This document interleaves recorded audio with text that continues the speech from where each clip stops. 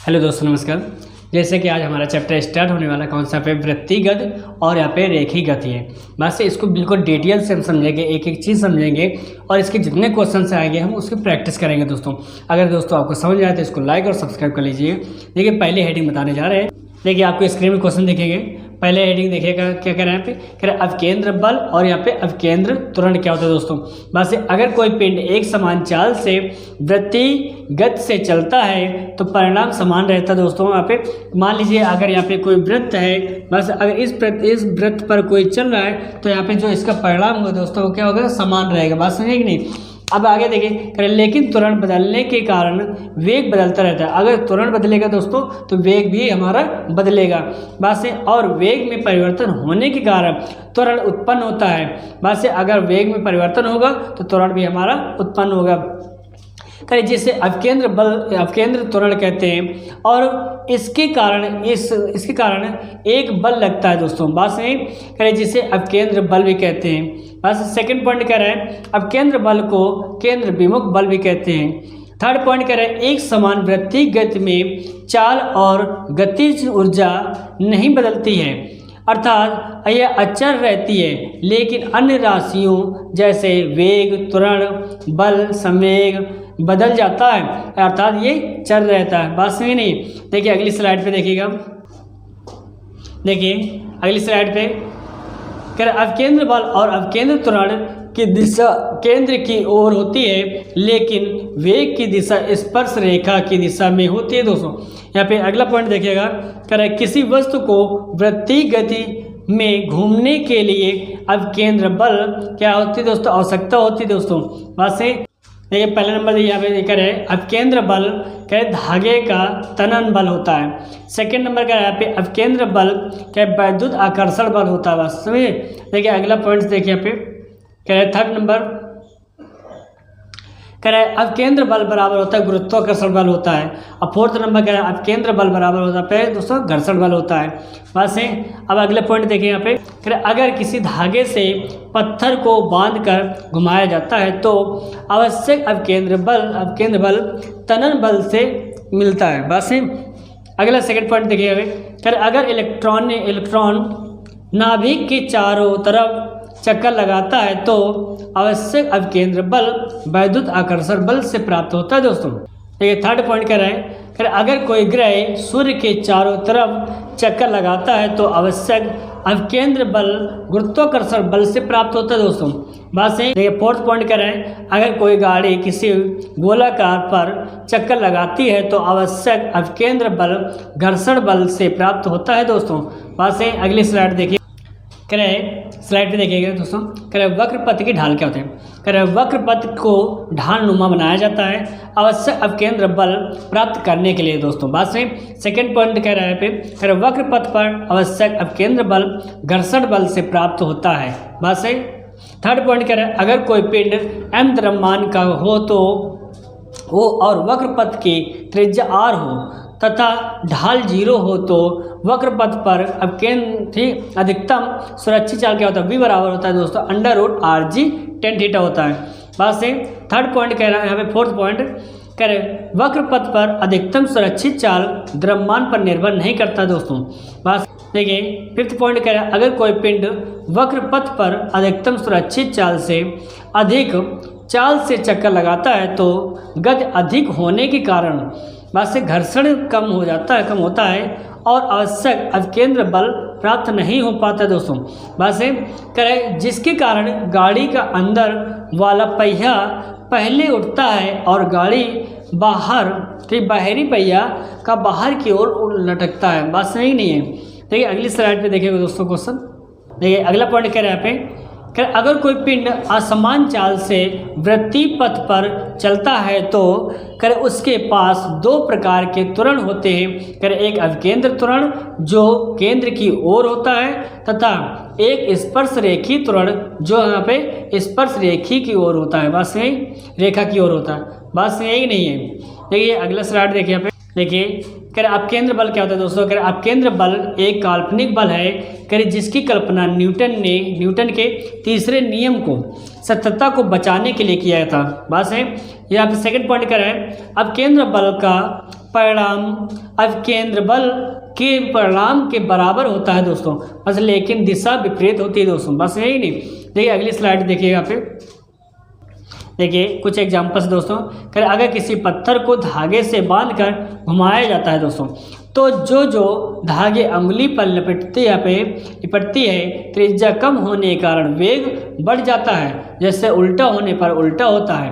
बात से देखिए सेकंड पॉइंट कह रहा है, अगर किसी घूमते हुए टेबल पर कोई लड़की अपनी बाहों को फैलाकर घूम रही है और वह धीरे धीरे अपनी बाहों को सिकोड़ लेती है, तो त्रिज्या कम होने के कारण वेग अधिक होता है दोस्तों, और उल्टा होने पर उल्टा होता है। बात से थर्ड पॉइंट कह रहे हैं, अगर किसी घूमते हुए सीढ़ी या डिस्क पर या फिर कोई मच्छर आकर बैठ जाता है, तो त्रिज्या नियत रहती है, लेकिन द्रव्यमान बढ़ने के कारण वेग क्या होता है दोस्तों, यहाँ पे घट जाता है। बस और उल्टा होने पर दोस्तों वो उल्टा होता है। तो ये फोर्थ मतलब पॉइंट्स कह रहा है, अगर कोई ग्रह सूर्य के चारों तरफ दीर्घ वृत्ताकार कक्ष में चक्कर लगाता है, तो जब वह सूर्य के नज़दीक होता है तो त्रिज्या कम होने के कारण वेग अधिक होता है। वैसे और दूर रहने पर त्रिज्या अधिक रहने के कारण वेग कम हो जाता है। देखिए अगला स्लाइड देखिए दोस्तों, यहाँ पे दोस्तों ये बेसिक कंप्लीट हो गए हैं। अब यही क्वेश्चन कराने जाने। देखिए पहला क्वेश्चन करें वॉशिंग मशीन की कार्यप्रणाली निम्नलिखित सिद्धांत पर आधारित होती है दोस्तों। कौन सा यहाँ पे अपकेंद्रण बल होता है, कौन सा ऑप्शन यहाँ पे पहले नंबर सही हमारा ए नंबर। इसके बाद सेकेंड नंबर क्वेश्चन कह रहा है यहाँ पे एक वृत्ताकार मार्ग पर घूमती हुई वस्तु के कक्षीय चाल वीएस दोगुनी तथा कोणीय वेग ओमेगा आधा कर दिया जाए, तो इसका अवकेंद्रण त्वरण कितना हो जाएगा दोस्तों। यहाँ पे कह रहे हैं क्वेश्चन नंबर पहला समय अवकेंद्र त्वरण अपरिवर्तित रहेगा, कौन सा ऑप्शन पे पहले नंबर सही है। इसके बाद थर्ड नंबर कह रहा है क्वेश्चन सोडा वाटर की एक बोतल को गर्दन पकड़कर तेजी से ऊर्ध्वाधर वृत्त में घुमाया जाता है, तो बोतल के किस भाग के निकट बुलबुले एकत्रित होंगे दोस्तों। यहाँ पे गर्दन के निकट, कौन सा ऑप्शन पे बी बात सही है। इसके बाद फोर्थ नंबर क्वेश्चन कह रहा है देखिए जब दूध को मथा जाता है तो मक्खन इससे पृथक हो जाता है, तो कौन सा दोस्तों, कौन सा ऑप्शन यहाँ पे अपकेंद्र बल के कारण होता है, कौन सा ऑप्शन पे पहले नंबर सही है। देखिए 5 नंबर क्वेश्चन कह रहा है पे घड़ी की सेकंड की सुई की कोणीय चाल होगी दोस्तों, कौन सा पे π/30, कौन सा ऑप्शन पे सी नंबर सही है। 6 नंबर क्वेश्चन कह रहे हैं रेखीय गति में जड़त्व के समान घूर्णन गति में संगत राशि होती है दोस्तों, कौन सा यहाँ पे जड़त्व होता है, कौन सा ऑप्शन पे सी नंबर सही है। इसके बाद 7 नंबर कह रहा है रेल पटरी वक्र पर या पे झुकी रहती है क्योंकि यहाँ पे आवश्यक अवकेंद्री बल के लिए होता है, कौन सा ऑप्शन पे सी नंबर सही है। इसके बाद 8 नंबर कह रहा है क्वेश्चन कह रहा है एक वृत्ताकार पथ में स्थिर गति वाले पिंड की गति को क्या कहा जाता है दोस्तों। यहाँ पे कह रहे समान वृत्ति गति कहा जाता है, कौन सा ऑप्शन पे डी डॉग सही है हमारा। इसके बाद 9 नंबर कह रहा है पे जब एक वस्तु एक समान वृत्ति वेग उत्पन्न करती है तो निम्नलिखित में से कौन सा परिवर्तित होता है, कौन सी यहाँ पे दिशा, कौन सा ऑप्शन यहाँ पे डी डॉग सही है। इसके बाद 10 नंबर कह रहा पे लट्टू को घुमाना किसका एक उदाहरण होता है दोस्तों। यहाँ पे कौन सा केंद्र विमुख बल होता है, कौन सा ऑप्शन पे पहला नंबर सही है। इसके बाद अगला क्वेश्चन देखिए यहाँ पे 11 नंबर कह रहा है किसी निकाय को एक समान वृत्तीय गति में लगने वाले आवश्यक यहाँ पे नियत बल को क्या कहा जाता है दोस्तों। यहाँ पे अपकेंद्री बल कहा जाता है, कौन सा ऑप्शन पे सी नंबर सही है। इसके बाद 12 नंबर का है यहाँ पे समान वृत्तीय गति के लिए जो भौतिक राशियाँ स्थिर रहती हैं वे क्या होते हैं दोस्तों, यहाँ पे a प्लस बी दोनों सही, मतलब कि चाल और गतिज ऊर्जा दोनों सही है। कौन सा ऑप्शन पे सी नंबर सही है। इसके बाद 30 नंबर क्वेश्चन कह रहा है जब पिंड वृत्ताकार मार्ग पर स्थिर अपने कोणीय वेग से गतिमान है तब कोणीय त्वरण का मान क्या होगा दोस्तों, यहाँ पे क्या होगा, 0 होगा। कौन सा ऑप्शन पे पहला नंबर सही है। इसके बाद 14 नंबर क्वेश्चन कह रहा है जब एक वस्तु एक समान वृत्तीय वेग उत्पन्न करती है तो निम्नलिखित में से कौन सा परिवर्तित होगा। कौन सा दोस्तों पे दिशा होती है। कौन सा ऑप्शन पे डी डॉग सही है। इसके बाद 15 नंबर क्वेश्चन कह रहा है एक वस्तु स्थिर चाल से एक वृत्त पर चल रही है दोस्तों, तो कौन सा ऑप्शन सही कह रहा है। इसके अंदर की ओर त्रिज्या क्या होता है, त्रिज्य त्वरण होता है। कौन सा ऑप्शन पे सी नंबर सही है। देखिए 60 नंबर क्वेश्चन कह रहा है कभी कभी मोड़ पर मुड़ते समय यहाँ पे कार पलट जाती है। जिस समय कार पलटती है तो उस समय क्या होता है दोस्तों पे कर अंदर की ओर का पहिया पृथ्वी से पहले उठता है दोस्तों। कौन सा ऑप्शन पहला नंबर सही है। इसके बाद 17 नंबर का है वृत्ताकार पथ पर गतिमान यंत्र में एक यात्री है दोस्तों, कौन सा अपकेंद्र बल का अनुभव करता है। कौन सा ऑप्शन पे पहला नंबर सही है। इसके बाद 18 नंबर क्वेश्चन कह रहा है यदि कोई पिंड रूपांतरित गति में एक वक्र पथ पर गति करता है तो इस गति को क्या कहते हैं दोस्तों, पे कह रहे वक्र रेखी गति कहते हैं। कौन सा ऑप्शन पे डी डॉग सही है। इसके बाद 19 नंबर क्वेश्चन कह रहा है घुड़क गति में बल के अनुरूप होता है दोस्तों। कौन सा ऑप्शन पे बल आघूर्ण होता है। कौन सा ऑप्शन पे डी डॉग सही है दोस्तों। 20 नंबर क्वेश्चन कह रहा है जब कोई वस्तु एक समान वृत्तीय गति से घूर्णन करती है दोस्तों तो प्रत्येक बिंदु पर इसका क्या बदल जाता है दोस्तों, यहाँ पे क्या वेग बदल जाता है। कौन सा ऑप्शन यहाँ पे बी बॉय सही है।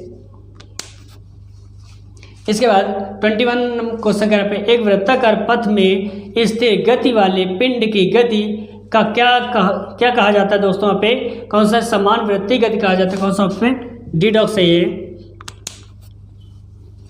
इसके बाद 22 नंबर क्वेश्चन कह रहा है जब कोई वस्तु वृत्तीय पथ पर गति करती है तो घूर्णन करती हुई वस्तु पर केंद्र की ओर लगने वाला बल कहलाता है दोस्तों। कौन सा पे अपकेंद्री बल कहलाता है। कौन सा ऑप्शन पे सी नंबर सही है।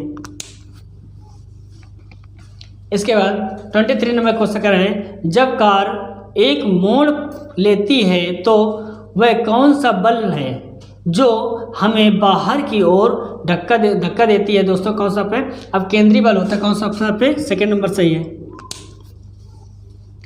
इसके बाद 24 नंबर क्वेश्चन कह रहे हैं डेयरी में प्रयोग किए जाने वाले दूध में क्रीम को अलग करने की प्रक्रिया कहलाती है दोस्तों। कौन सा अपकेंद्रीकरण होता है। कौन सा ऑप्शन पे सी नंबर सही है।